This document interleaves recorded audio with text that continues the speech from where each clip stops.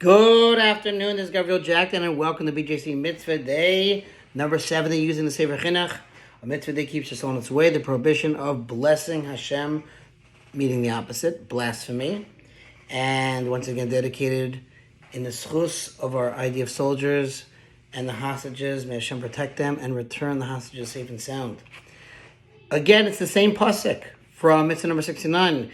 Elohim lo sekalel. You shall not revile Elohim. In this case, Elohim does not refer to the judge or the judges, but to God.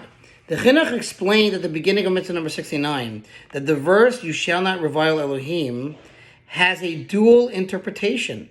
It prohibits cursing a judge, mitzvah number 69, and it also prohibits blessing Hashem, blessing, meaning the opposite, mitzvah number 70.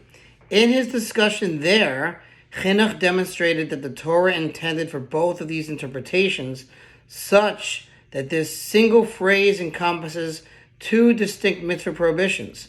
Chinuch also explained why it is necessary for a verse to specifically prohibit blasphemy when we already know from another verse that a blasphemer is liable to execution. Having previously established the basis for the prohibition of blasphemy, Chinuch focuses here on the underlying purpose, the laws, and the applicability of this mitzvah. As we explained in our introduction to mitzvah number 69, Chinuch originally wrote these two mitzvahs as one chapter, but in recent editions they are commonly divided into separate chapters, rather. Hence, Chinuch's words here are a direct continuation of what he wrote in mitzvah number 69. Underlying purpose of the mitzvah. Chinuch addresses the unspoken question of why God, who is clearly impervious to any curse, forbids us from uttering one against him. And among the underlying purposes of the mitzvah with regard to blessing Hashem is that it is forbidden because by way of this evil utterance, a person becomes emptied of all goodness.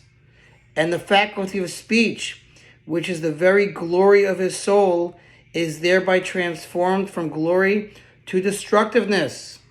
Indeed, on account of the blasphemer's corrupted speech, he is considered comparable to animals, because with that very thing through which Hashem, blessed be He, distinguishes him for goodness, we have speech. It's a chelik of God's essence, and by which he becomes uniquely human, namely the faculty of speech through which he is distinguished from the various species of animals. Animals don't speak the way humans do. With that very faculty, he distinguishes himself for evil by speaking, by God forbid, blessing Hashem, the opposite.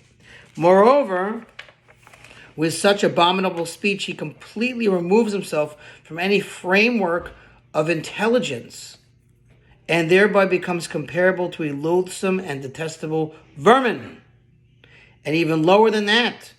Therefore, the Torah warns us against such speech, for the Almighty, who is good, desires only our benefit.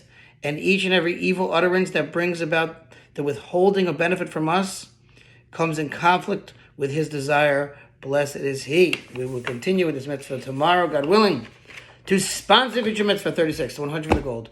Wow, the sponsorships are coming in, people. Come on, take advantage. 36. Grab a mitzvah. See you tomorrow.